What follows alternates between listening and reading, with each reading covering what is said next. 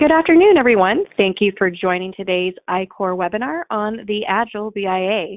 I'm your session moderator, Jara Lee, Program Director here at ICOR, and our presenter today is ICOR President Linda Nelson. And now I'd like to turn our session over to Linda. Thank you, Jara. We're happy to have you here today for our first webinar of 2020. Part of the content from this webinar comes from work that we've been doing as members of the U.S. TAG and the ICOR liaison to the ISO Technical Committee 292, Security and Resilience.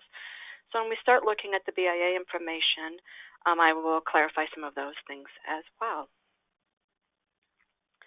So our objective today is to gain an understanding of how to implement Agile project management practices when conducting the BIA or the Business Impact Analysis. So for most of the time moving forward, I'm going to be using the acronym BIA versus Business Impact Analysis just because it's hard to say that word over and over again. For those of you that are interested in viewing the webinar again, it will be available on our ICOR webinar webpage, usually by Friday. You can look for it there. It'll be available there for 30 days, and then after that, it'll be in our members-only library as an on-demand piece. If you have questions, please use the questions button. We're going to try to answer your questions during the webinar. We'll see how things go. If we don't answer your questions during the webinar, we will answer you in an email after the webinar, and if your question is one that we think that everybody will benefit from, we will include everyone in that.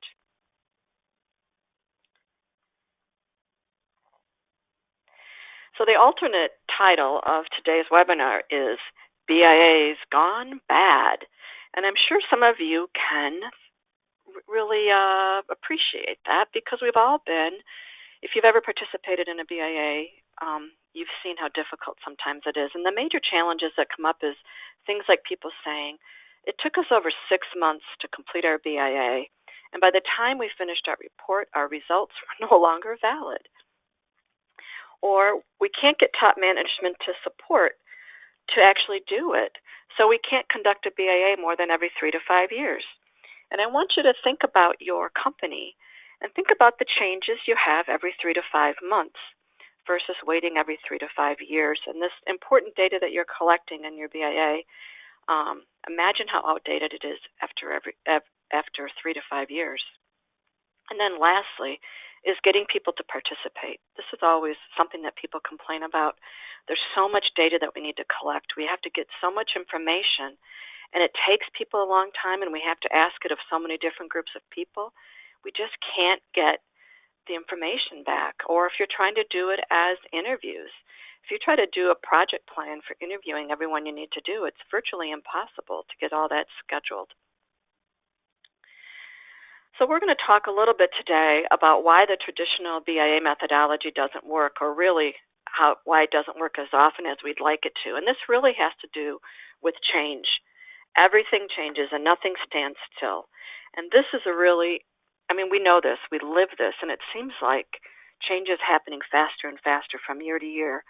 So how can you keep your BIA content relevant and the data that you're collecting relevant? So we're going to take our first poll, and what I'd like to understand is your role in the business impact analysis process, and that will help me to frame some of my content here today.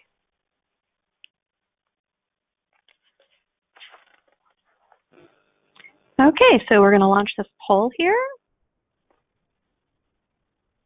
If you could, just respond to the prompts there, identifying your role in the business impact analysis process. Looks like we're getting some responses in. Thank you for that. Give us a little more time here. Great. All right, so I'm going to go ahead and close that poll and share it out. All right, so I am glad to hear that nobody here said, what is a BIA? But there are a significant number of you who are responsible, 63%, and then another 16% who are consultants. So that at least gives me an audience that we are communicating on the same topic. The other 21% of you will have maybe a little bit more to learn, But we're not going to be diving in today about how to actually conduct a business impact analysis. What we are going to be talking about is how to collect that data in a way that's relevant.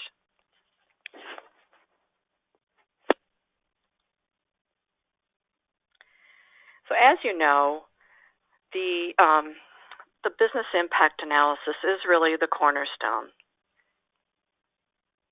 of the whole business continuity program. And I actually want to make sure that this is really clearly stated. It is ICOR's position that the business impact analysis is the cornerstone of a business continuity program. And then without an up-to-date BIA, your business continuity program or your BCMS is really built on a faulty foundation. And you can see there, we've got a cute little foundation and cornerstone there. But this is important because there are other groups out there that are saying, you know what, BIAs are just too hard, or their data is irrelevant, or it takes too long to collect. We don't need it.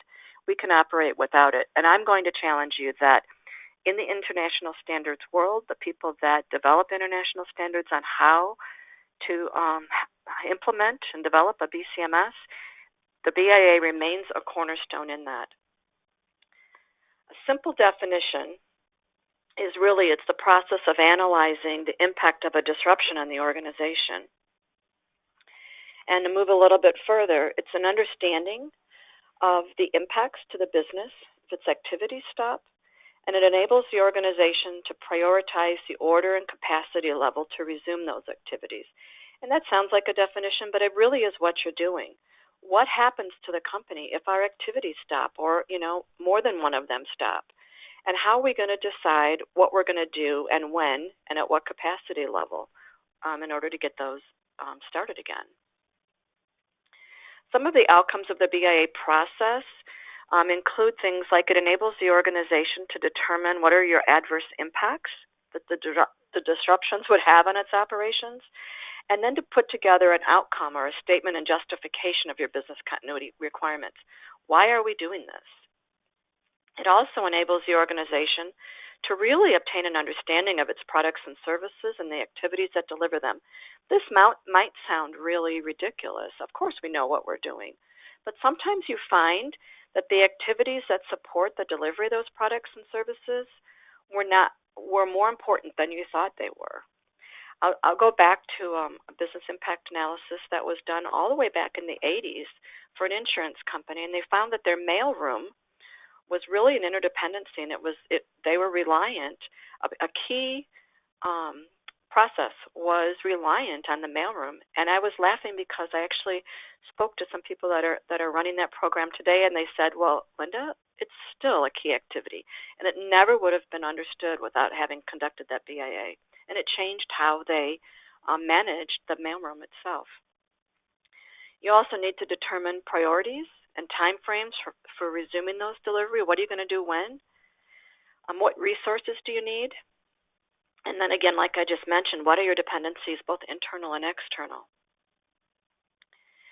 I believe that data drives all of an organization's decisions, and this is becoming more and more relevant. And we see this, it's a data-driven economy, and if you can't deliver data as part of your role in managing a business continuity program, you're going to be less relevant than the parts of the organization that can deliver data.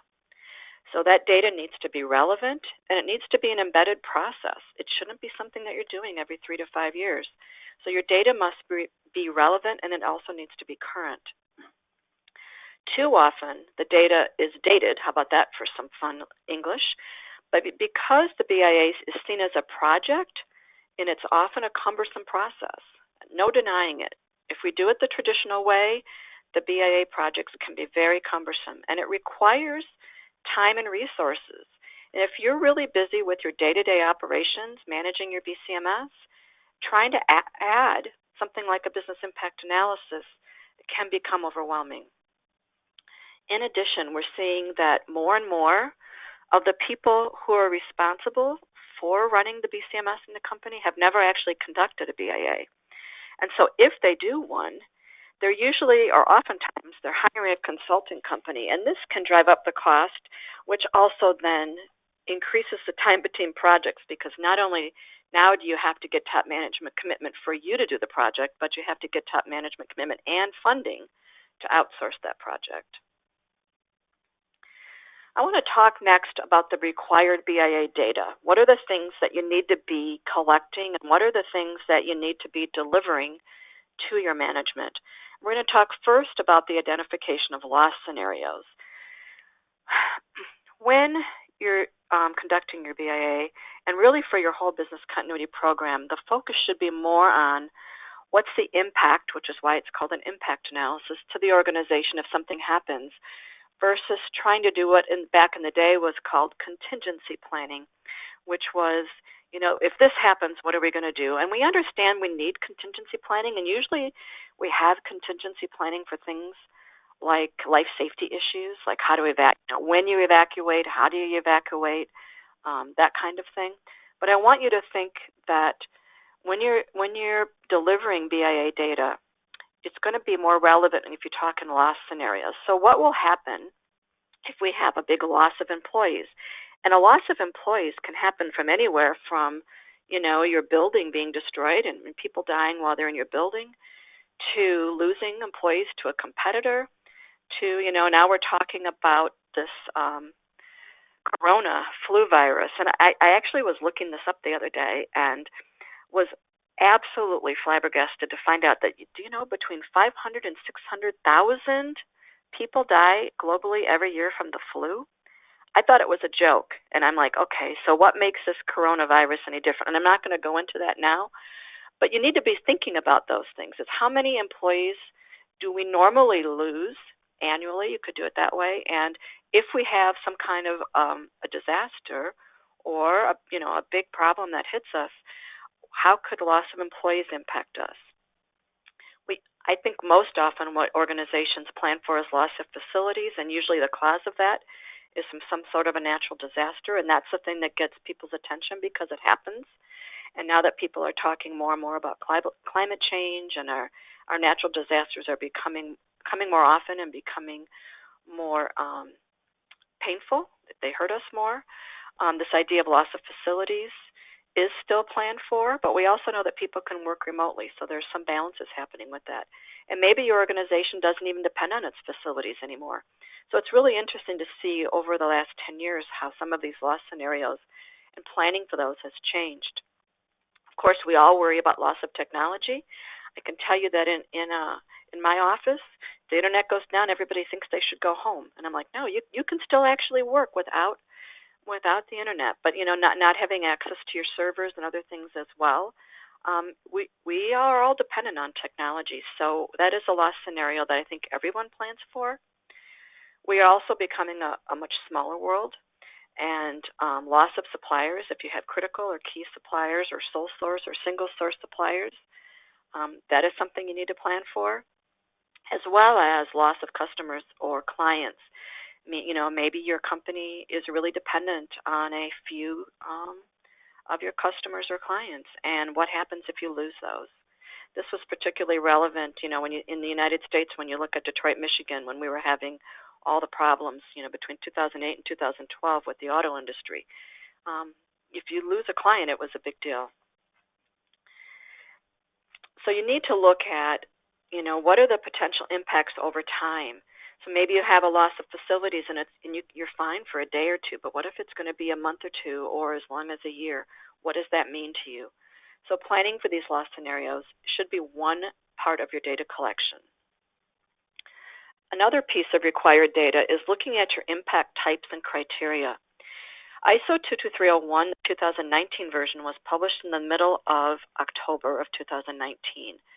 And this is an area that I think most people who've conducted BIAs were doing, but now it's become a requirement that you need to actually identify the impact types that you're planning for and what are your criteria. So the first one that most people plan for, I would think, would be financial impacts. Of course, that's the kind of data that's going to get the attention of your management. Losses due to fines or penalties or lost profits or diminished market share. Here is where you're going to see impacts from loss scenarios, overlapping with impact types and criteria. I included intentionally the impact to reputation as a second one, because this is one that's often underestimated. And if you've ever had, really a disaster at your company or a severe business interruption, and you've got your RTOs and your MTPDs, and you've got all your plans in place, and all of a sudden management's saying, no, we're going to do this. And you're like, well, that wasn't planned to do until later. And they're like, no, this is hurting our reputation. We need to do it now. It's really, really important that you don't underestimate the importance of damage to reputation and have that negative opinion or brand damage. And with the internet and social media, sometimes you can have negative opinions and brand damage and you haven't even done anything wrong because there's somebody out there that's intentionally trying to hurt you. I think most of us plan for operational impacts. That's probably the one that we're most familiar with. This extent and duration of the disruption of our business operations. What about, the impact of poor customer service, for example? You're unable to deliver on your business objectives. You say you're supposed to be doing this, but you're unable to do that. And this gets back to, kind of your impact on reputation as well, and it'll tie to your financial impacts. If people can't trust you to deliver your business objectives, you're going to have financial impacts and damage to your reputation as well. One that we're probably pretty familiar with is the legal, regulatory, and contractual requirements. I would think that most of you are very concerned with noncompliance, and the question would be, are you paying as much attention to contractual requirements as you are legal and regulatory if you're regulated at all? And the last one that's most often planned for is this impact on staff or your personnel, and then the general public well-being. Not just, most of us experience stress at work, and hopefully where you work isn't creating life safety issues. But for some of you, that's part of the job. That there are jobs for people in your companies that have life safety issues. And then there's the idea of job security. And at some point, people say, this is too much. It's too stressful. I don't like working here, or we're always having business interruptions. I can't keep up, and you lose your people, which is another loss scenario, losing really important people, of course. This is kind of a complex picture, but really the main focus of this is that you need to be able to identify your activities. And these activities are really important, and sometimes you can't identify those activities and how important they are until you actually conduct the business impact analysis. Another piece of required BIA data that you need to report is what's the impact over time. Like, we can get along, those of us that live, in climates that are wintry in the winter, are very used to, not being able to get to work because of snow or ice or other types of things. And so missing a day or two if your office isn't available isn't a big deal. But for other of you, if you only can do your work at your job, this impact, the time length of the interruption becomes very, very important. So companies or business continuity people use terms like critical or essential or vital or key. Being able to define how the time is impacting you, whether it's something that impacts you within seconds and you can't have any downtime, or maybe you can go several days without any big problem, or maybe you regularly can go pretty long without a problem, but if it happens in a certain month of the year, like if you're, part of tax prep, March and April aren't good times for you to be down, or if you're in, the holiday season and you're in sales and you've got, an industry where you're either manufacturing those products or shipping those products or trying to sell those products when people are purchasing, all of those times of the year become very important. And then you should be putting your impacts in some sort of priority level. This is pretty much BIA 101 as an outcome, that you need to be able to put things in priority levels, low, medium, and high, even as a basic way of doing it. One thing I wanted to spend a minute on is this idea of the metrics or the measurements names that you give your data. I just did a quick. I actually went to Wikipedia yesterday. I wanted to see how RTO was defined, and RTO was defined in Wikipedia to be everything that we're going to talk about in the next 2 minutes. It actually included the maximum tolerable period of disruption. It used that definition of when are the impacts of not resuming them become unacceptable. where the RTO is supposed to be how long can you be non-operational or down before there's a problem. And what I'm going to challenge you to consider is that most of you are probably making your RTOs your MTPDs. And therefore, if you miss your RTO, you've got some intense or very intense or utterly horrible things happening to you versus something that you can manage. And so when you're collecting your BIA data, consider the fact that your RTO should be not distressing or intense or very intense. It should be something that is still tolerable and you've got some time to fix things if you don't meet your RTO.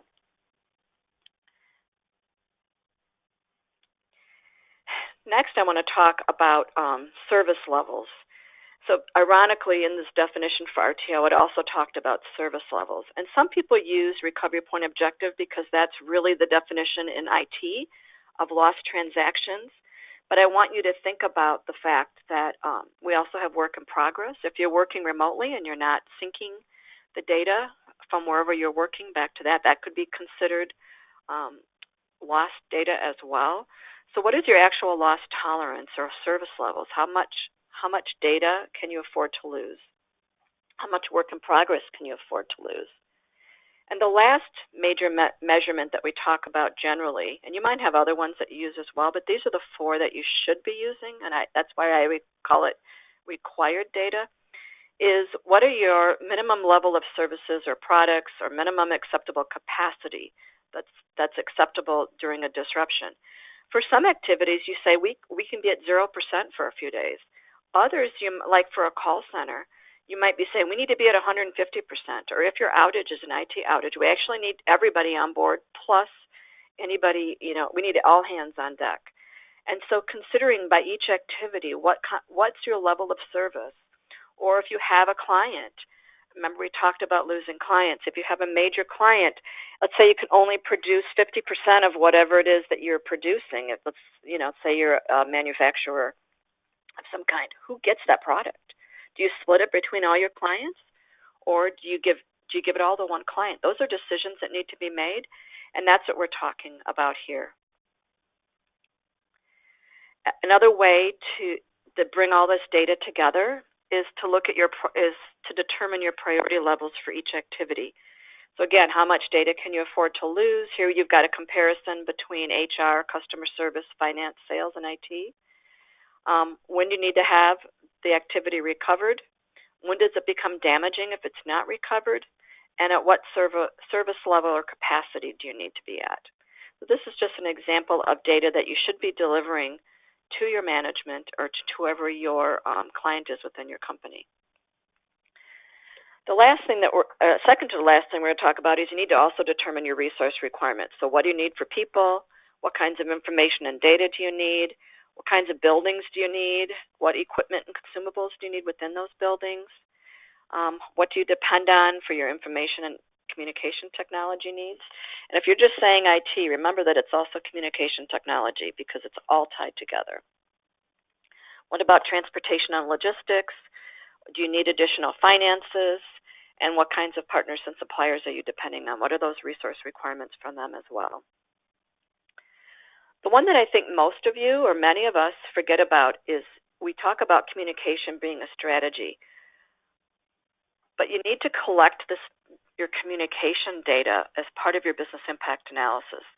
So you need to know from the people in your organization under what conditions is the organization going to communicate when they have a disaster. And what are the kinds of triggers are there for formal communication? Who are you going to talk to? You've got all these different interested parties. You've got your different clients. You've got stakeholders, shareholders. You've got your board members. Who needs to know what when? Which really goes back into when do those communications take place? And are there different communication priorities for different interested parties? And then how are you going to do it? There's probably some value in considering who gets an email and who gets a phone call and who gets a face-to-face. And who just is expected to read it if you make a public announcement. And lastly, who communicates is also very important. That method and they're all very important. But this is data that you need to be collecting during your BIA process that's often overlooked. So just to summarize, your data needs to be correct, it needs to be accurate and reliable, it needs to be credible, in other words, believable and reasonable. Do people trust it? Is it consistent? Is it something that you can repeat and it's not a total surprise to people when you do this from BIA to BIA? Make sure that your data is also comprehensive and complete. And of course, what we've been talking about today is it needs to be current. It needs to be up to date and available. And that's what we're going to talk about, is how do we make sure that your data is all of these things, but for the most part, focusing on being current. If you've never gone to McKinsey.com, I would suggest you do that. They have some really great information, and I'm not going to go into their company, but they've done an occupational health index that they've been doing for years and years. And I'm not sure if it's occupational or organizational health index. One of the surveys that they've done in 2019 is to talk about Agile. And here they're talking about not just Agile project management, but being Agile as a company. And so what they've done is they've interviewed people and surveyed people who work in Agile companies and who work in Agile project management. And here they found that 2/3 of respondents said that their sectors are characterized by rapid change. And in such an environment, they need to demonstrate agility. 3/4 of the respondents said that agility ranks as a high strategic priority, and so it's expected as part of their performance. 81% of the respondents, people already working agilely, report a moderate or significant increase in overall performance since those transformations began. And they're finding that people who work in agile units are 1.5 times more likely to report financial outperformance and 1.7 times more likely to report outperforming their actual peers on non-performance measures as well. And generally, they found in that the more volatile or uncertain environments your company works, the more likely your company is to be pursuing agile. So that might be impacting some of you and your involvement in the whole agile environment, in the whole agile movement. So we understand that rapidly changing business conditions are demanding more flexible organizations. And we know that the pace of change has gotten faster, it's more intense. We've got the impact of digitization, globalization, the global part of things is important. So we need to be looking at how can we be more continuous and systematic in our innovation, meaning not just episodic. And that's really a big part of what we're going to talk about today is why our BIA needs to be more agile, because we need it to be continuous and systematic. So remember that if you're responsible or you've got a role in ensuring the continuity of all critical business activities and protecting the viability of your organization, you need to make sure that you're working agilely. So some of the reasons, Harvard Business School did a study on why you should be agile, and they found that it increases team productivity as well as employee satisfaction. You don't want your employees to leave. You want them to be happy. When people are happy, they produce better. It also minimizes waste, so people aren't sitting in meetings that are redundant, doing repetitive planning. This idea of excessive documentation. It also helps to improve visibility, and you're continually adapting to customers' changing priorities. And they're specifically talking here about when companies are more agile and their whole product development is more agile as well. But because agile requires you to engage with your customers more, it also increases customer satisfaction, and you can bring your products and your features or your services to market faster. We all know that when we work in multidisciplinary teams and collaboratively, we do better and we can produce things. And that's one of the core elements of business continuity is we need to be working collaboratively with multiple disciplines in our organization. And a lot of it has to do with wasting time. Agile is supposed to help you reduce, not help you waste time, but reduce the amount of time wasted. So I want to look at the BCMS as a whole, and just say that we're only going to talk about the BIA, which is the one project of the BCMS. There's many, many projects of your BCMS, and we're not even going to talk about the risk assessment part, although we will state that we understand that many organizations talk about the BIA or they conduct their BIA and the risk assessment together. There just isn't time in a short webinar to cover both of those, so we're focusing on the BIA today. So let's compare traditional versus agile project management. A lot of times traditional project management is called the waterfall, and I want to think about this as more of a marathon. So you've got a big project. Your project goes over many months, sometimes can be more than a year. And once you move, it's usually one larger project, and you're moving from one activity to another. So you're going to plan, then create, then review, and then release. You don't go backwards. It's a forward-moving model, and it doesn't allow changes once your project development begins. Where I want you to think about Agile project management, and I'm sure you've heard the word sprints. So instead of running a marathon, you're going to be running sprints. So you're going to be doing that same process, the plan, create, review, and release, but you're going to be doing it in smaller pieces. So looking at how you can take your BIA project, which is usually a marathon, and break it into pieces so that you can produce data that your management can use on a regular basis, and that data can be managed as far as managing change as well. This is where you have a continuous iteration of development and testing, and you can manage changes as they go. And you can validate your results immediately versus at the end of your project. When you're comparing the traditional and Agile again, with traditional, your scope is going to be fixed, where in Agile, your resources and time is fixed. And with traditional, your resources and time vary versus your scope in Agile being consistent. And the main difference is that your traditional project management is plan-driven versus an Agile where you've got vision-driven.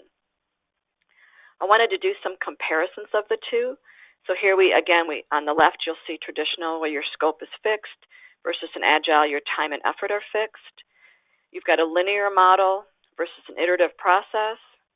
You've got a process that's fixed versus processes that are improved as you go. You've got this influence of stakeholders that syncs over time, so your stakeholders are involved at the beginning versus the influence and the participation of stakeholders being constant throughout the project, where you're getting their feedback, not just at the beginning and in the end, but in the middle. Your requirements are recorded only at the beginning, where your requirements are continually recorded, so you're looking at a specification sheet versus backlogs. Your results are delivered and evaluated at the end versus regularly delivered and evaluated throughout the whole project. Usually you have a project manager who's in charge, takes responsibility. Here, Agile is run by teams. And you've got communication through long meetings and a lot of documentations. In Agile, the idea is supposed to be that you have short daily meetings or regular meetings, and there's less documentation. When they look at the success, you can see that in the middle where people are challenged is pretty much the same, around 50%. But Agile project management, they feel that they're successful 42% of the time versus 26% of the time with waterfall, and that you have failures only 8% of the time versus 21% of the time. That's a significant difference for you to consider.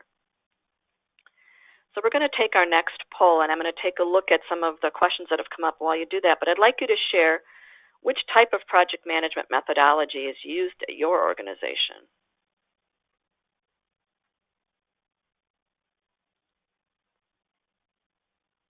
Okay, so we're going to open that poll for you. If you could, just click your response there. What type of project management methodology is used? Thank you. Looks like we're getting some responses in. We'll keep it open just a little bit longer. We did have a question earlier about whether or not we can share the presentation afterwards. As we mentioned before, the recording will be available, but we do not share out the presentation deck itself. So thank you for that question. And I'm going to go ahead and close the poll.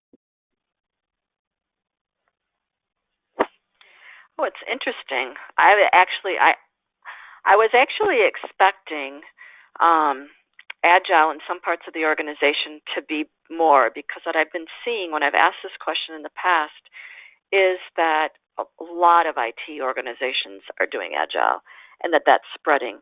What I would like you to do is in the questions poll, if those ones that have answered that you've got Agile in several parts of the organization, if you could share where that is.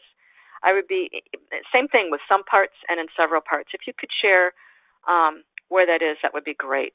Because only 10% of you said Agile and IT only. So what I'm seeing here is validating what we're seeing globally, which is that Agile IT project management, where it was originally created for software development, is moving, and it's becoming used more and more.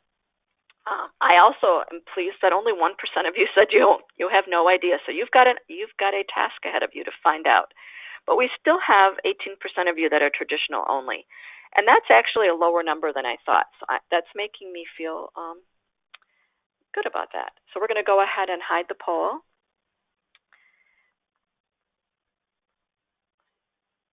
And I wanted to do a little more comparison between Agile and how it might look in your BIA.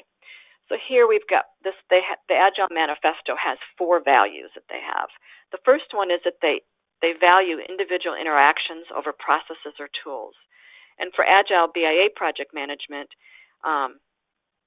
it's the same. I mean, you should still value the individual interactions. Traditional project management, it's working software product over comprehensive documentation. And I'm going to challenge you that it's accurate and up-to-date data and analytics over comprehensive documentation, this big report that you might put out there. We need to have data that's coming out regularly that's accurate and up-to-date. Here we've got customer collaboration over contract negotiation. Of course, you would have that when you're looking at product development. And I'm going to challenge you that here you want to have departmental or business unit collaboration, however your organization is organized, over requiring top management engagement for the next BIA project. You want to have that engagement going on all the time. And then responding to change over following a plan, very similar. Responding to change over following the BIA project plan. How can we be more agile in how we conduct our BIA? They also have 12 principles, and we're going to do a quick comparison of those. But really what the principles are about, or this Agile movement is about, is developing or describing a culture in which change is welcome and where the customer is the focus of your work. And as you all know, when you're in business continuity, in the BIA, the organization is your customer. You are trying to feed information. You're really an internal process. And unless you're a consultant, of course, but you're still working for the company, the organization. The organization is your customer. And so you need to be really intimate and understand the needs of your customer. So let's look at those 12 principles. Here you've got customer satisfaction, and we're saying we need customer satisfaction through the delivery of BIA analytics. We need to accommodate the changing requirements through that data collection, and how are we going to collect that data to manage those changing requirements? You need to have frequent delivery of your data. You also need to see collaboration between everybody in your company who you're working with on the BCMS. You need to have the support, trust, and motivation with people that are involved. You need to enable face-to-face interactions. Those are common. You need to have up-to-date data versus working software. That's really the primary measure of your progress. You also need to have a continuous BIA, so not one that starts and ends. Maybe they have soft starts and soft ends for different pieces of it. We're going to talk to you about how to break this process into smaller sprints. Your attention to technical detail is going to be making sure that you have correct and credible data, which is going to help you be more agile. You're going to need to try to be simple. In other words, collect just as much data as you need. Maybe it's for the part of the organization experiencing change, or collect one aspect of data gathering at a time. Just enough to get the job done for now versus saying, oh, we're going to do that later when we do the whole big marathon project. The idea of self-organizing teams is something that will benefit you as well as regular reflections on how to be more effective. We're always talking about continual improvement and how we can do that. So we had an organization that we were going to be interviewing during this webinar today, and just the logistics of scheduling did not make that possible. So I was able to pull out some of these pieces, and we're hoping to produce a blog with that interview on it, and maybe it might even be our first podcast, who knows. But in this case study example, they're a global financial institution. So when organizations say they can't do you can't do this for finance, you can. And they started with Agile project management, implemented by IT, 7 or 8 years ago. And then corporate put out a directive and said that all projects must use Agile. And so everybody was trying to figure out how are they going to do that. And then they were very specific. All business continuity projects must be Agile. And so one of the ways that they started this was that all new IT projects must include the disaster quote recovery lead, so your ITDR person, and the business continuity lead. So this was a mandate. It was a corporate directive, and they had to follow that. So that's how they got started, and that's how they continue to operate today. So looking at your teams, we're really looking at moving from project managers to teams. And the organization has to mandate that, the team has the empowerment to do their work, and they try to keep the teams as small as possible while continuing to be multidisciplinary. And when you're working on this project, it's usually something that you're doing full-time for a short period of time, which works. Make sure that it's cross-functional and you have the right skills. You need people who can collaborate. They must be able to also communicate. So when you're looking at who those people are, you need to consider that as well. As I mentioned earlier, they need to be empowered to take actions and be able to take actions at the right times, not in order to keep pace with the delivery and schedule that you have, versus waiting for approvals. And this is where some people really balk at first, and they say, we have to meet every day. The idea is that you meet for a short-term time every day versus having these long, drawn-out project management meetings. And it's really what makes this work is the fact that you have short meetings versus long meetings. So looking at sprints, what they're doing is they're taking project management methodology and they're breaking them down into small pieces that can be completed in work sessions. And this runs from the design phase to testing as quality assurance. And remember, this is language used from product and software development, so you have to think about this in your own terms. But the word sprints is intentional. They're supposed to be short. And they might, generally they're 2 to 4 weeks long, but they can be shorter. And they look like this, where you have your plan, design, test, and build, and accept, and deploy. And you move through that. This is one of the most common pictures that I've seen.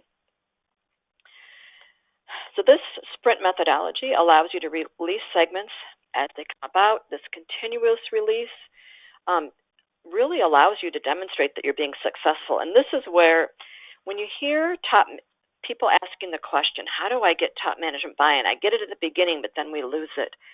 I believe that using this methodology will help you to remain relevant to the organization because you're producing data that they can use to make decisions on a continuous basis. This idea of a continuous improvement is also there, and it reduces the chance of a large-scale failure. Like, you do this entire BIA project, and like we said, the data was no longer relevant by the time you finished it, or you couldn't get people to participate, so your data couldn't be trusted.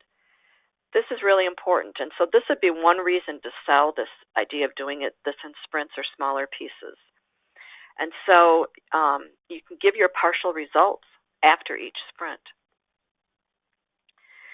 So when we look back at the case study, how they do this is that they say when a new IT project is launched, the ITDR lead and the BC lead are included in the meetings. And they're not usually included in the first sprint, but they generally join during sprints 2 and 3. You can decide to have that join at the beginning or however it works best for you. And because they're part of the project team, they're aware of all new projects. And their role is to determine the impact to the organization of this change from the viewpoint of ITDR and business continuity. This is something that is huge. How many times do you hear about something that's already been launched and now you have to backpedal and say, oh my gosh, our strategy is no longer going to work. We've now lost our ability to have a backup supplier. Now we have a single source. We're really vulnerable. So being aware of this from the beginning and being able to participate in this from the beginning is very, very important. Also, the question that's asked after every one of these projects begins their first sprint, or first or second sprint, is this going to require a formal review of our current business impact and risk assessment? If so, they're responsible for doing that. If not, they continue to monitor to make sure and figure out what the impact might be, if at all, to their business continuity management system. The outcome here is that the ITDR and BC leads are aware of all potential changes in the IT part of the organization. And then they can ask questions and provide input early on and manage that change while it's happening instead of reacting to it. And what they're really hoping to do with this mandate from corporate to implement Agile all through the organization is that they can be participating in other things besides just the IT piece. But the IT piece has proved very, very valuable to them. So what they see is that as a result of these different projects, they might find that the BIA or risk assessment is required as an update, or they might find that they need to review their strategy or solution, or they might find, you know what, we need to update our plans because this is completely, we've identified a strategy that's going to be either changed or no longer relevant, and we need to update our plans accordingly as well. So all of these things give them pretty much their directives on how to manage change in their BCMS. So typically, your BIA methodology looks at project planning, data gathering, data analysis, and you document your findings. You have to figure out what kind of data you're going to collect. You know, what are your questions? Who's going to participate? And then how are you going to collect that data, whether it's through document reviews, surveys, interviews, workshops, or a combination. And I just put together, back from when I was a business continuity consultant years and years ago, I felt that we were able to actually do a BIA faster than it might be if you were working internally. But here, just even you're setting your scope, figuring out your questions, and figuring out who's going to participate and getting all of that figured out, it's like 15 days or 3 weeks. And remember, that's a duration. It's not actually the time you're spending on it, but it takes time to do those things. The data gathering is huge. It takes forever, and it seems like you never get it all gathered the way you want to. And then you need time to analyze that data, and of course there's still data coming in, and then you have to verify, is this actually accurate when you get something that doesn't make sense? And then you have to document your findings as well as share your findings. All of this can take anywhere from 11 to 18 weeks, and I've heard so many people talk about how it takes longer than 6 months. So this might be a very conservative estimate of time, and this is why it becomes a marathon project that's harder to get approval for and be able to move forward with, even to get it scheduled in your own time. So when we're looking at how can you do this using sprints, you know, you have the product owner. In this case, it's which part of the organization, who's the person representing the part of the organization that needs to have the BIA done, and that becomes an output from being involved in those other projects. And so what kind of data do you need based on who that owner is? And that they call it a product backlog, but in this case, I think you probably want to talk about what kind of data do you require. And this helps you to do in your sprint planning, what's your scope going to be for this? And as part of that then, how your breakout of tasks becomes your data collection tasks. And that becomes your first, you know, your 1 to 4 week sprint where you look at, here's your team, here's maybe your BCMS lead is the leader of that team, but you're all working together with the business unit lead to help you with those deliverables. And you have your daily meetings, and at the end you're going to have your sprint review, and you make sure that you include that business unit lead in there, and that's where you're reporting those short findings. And you might have a different sprint for each one of these data collection pieces. So what I'd like to look at next is how do you collect data using sprints. So we're going to go back to the different data that we started with at the beginning of the webinar that told us these are the things that you need to have as outcomes. This is the information and the data that your company needs to be able to make decisions for business continuity. So we could talk about being driven by change. Maybe you see changes in your RTO or your capacity, your service level capacity, or your impact over time. So my suggestion for this, and what we've seen companies doing, is let's just do a sprint that's just RTOs and MTPDs. Let's look at just those two things and verify that actually our RTOs are less than our MTPDs. That might be your whole sprint, is just looking at that and verifying that. A next sprint might be, let's make sure we've got our service level and our capacity information. Is that still relevant? There's been changes to the organization. Is that piece still relevant? And then a third thing driven by change is, what's the impact? Is the impact still extreme for this part of the organization, or has that business unit changed because of the change in our organization? Maybe you've had a merger. Maybe you've just changed what products you're delivering. If you're a pharmaceutical, that product isn't even one of our top 5 anymore, so maybe that would go down to a moderate or a low just because of the time factor. So looking at how you might do a different sprint for each one of these. You also might do sprints based on data category. So you might look at your impact categories. We talked about that, your financial impacts, your reputational impacts. Maybe you want to review with top managed reputational impacts only. Or maybe you want to get with your legal people and talk about legal and regulatory and make sure that you've correctly analyzed those impact categories. You can literally do a project just about how to analyze impact to activities by impact categories and have a sprint for each one of these subcategories. You also might want to be looking at loss scenarios. And has that changed? Has their impact changed? Is there one loss scenario you want to focus more on than others? And then don't forget communication requirements. What are our needs and expectations of our interested parties? Have our interested parties changed? Who are they? And what are their communication needs and requirements? And this is the one that we're most most familiar with, which is being really driven by business area. So maybe you want to just do a sprint by one physical address, or maybe even one floor in that physical address.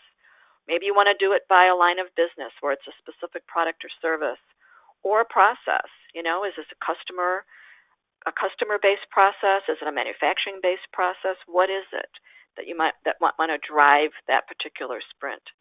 So what I'm suggesting is that you take your entire business impact analysis process and you break them down into smaller sprints, and you can figure out what works best for your organization to make those sprints work for you.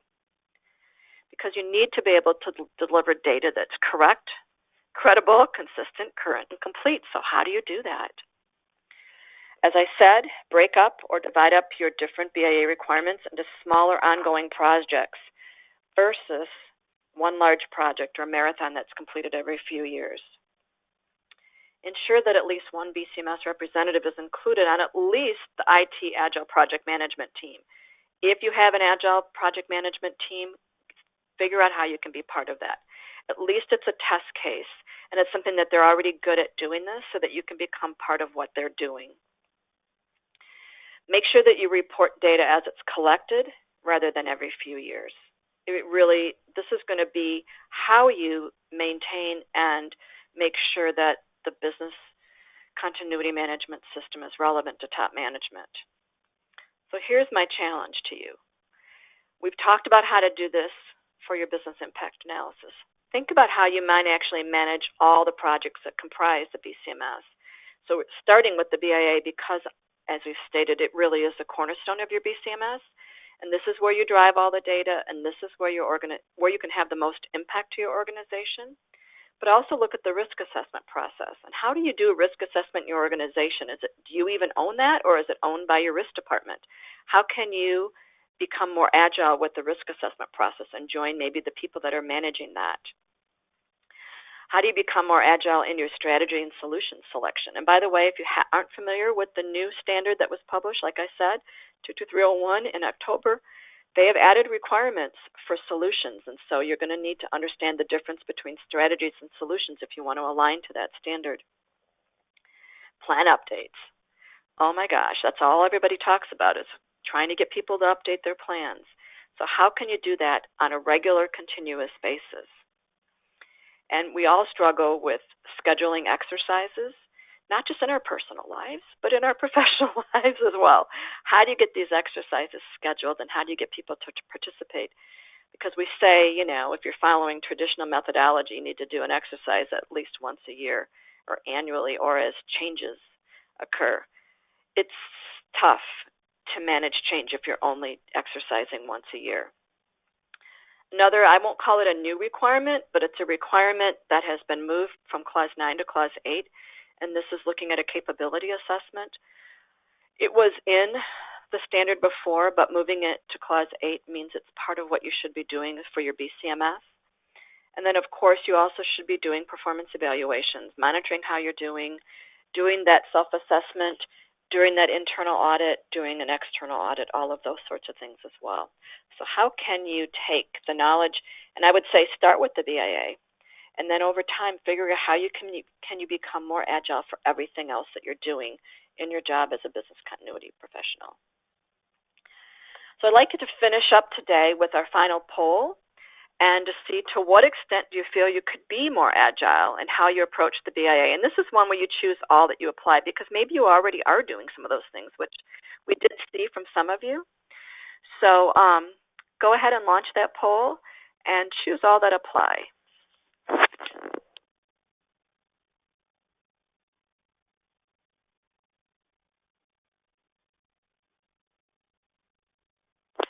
I'm going to laugh because someone has challenged me that I keep saying BIA project versus BIA sprint. That is a good challenge, and it was said respectfully. Also got a question about, let's see,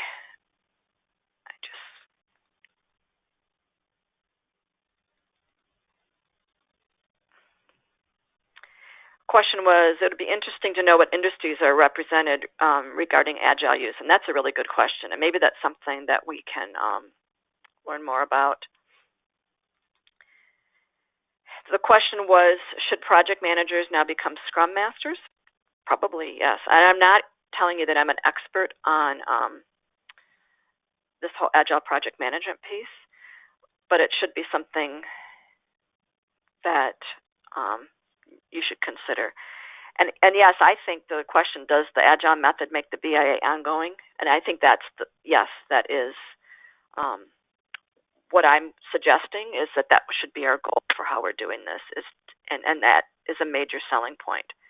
So Jared, can you go ahead and share the results of the poll?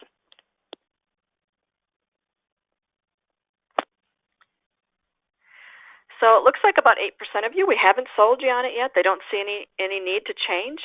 And I would like to actually hear from you to say, how often do you do BIAs if you don't feel the need to change? And it maybe is because you're able to do things more continuously.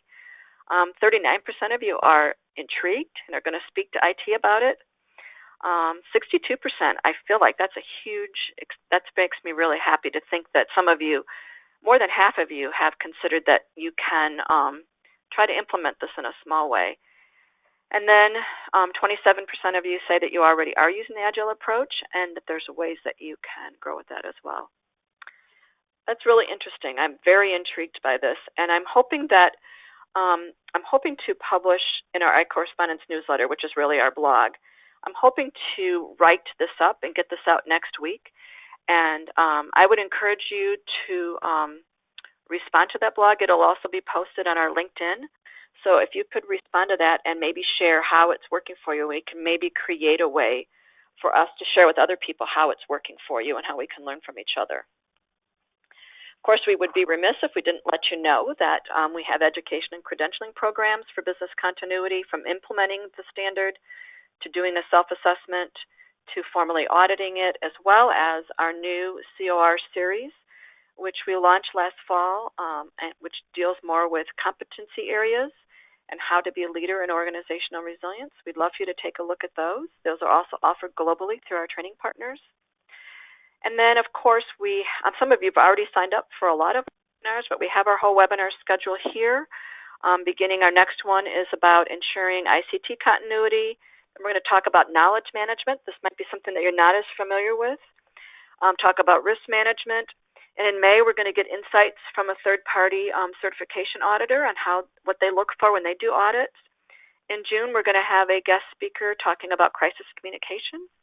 Actually, one of our instructors on our crisis management communication courses. In July, we're going to talk about supply chain resilience. And in August, we have actually our Brazilian training partner who teaches about data center things. They're going to be sharing with us how they've implemented the facility operations maturity model for data centers and how to measure that. In September, we're going to talk about how we talked about putting Agile in a BIA today. We're going to talk about putting Agile in performance management. In October, another one of our instructors is going to talk about crisis management. And in November, we're going to hopefully formally launch and share our capability assessment for how to measure organizational resilience. We thank you very much for attending today. And if you have any questions, please feel free to contact us. We do have our newsletters that we put out, I would say on average, 8 times a year. Sometimes they're every month, sometimes we take a little break. And join our network. Sign up to follow us on LinkedIn and Facebook and Twitter. I'm not a very Twittery person, so that isn't probably for me, but it might be for some of you.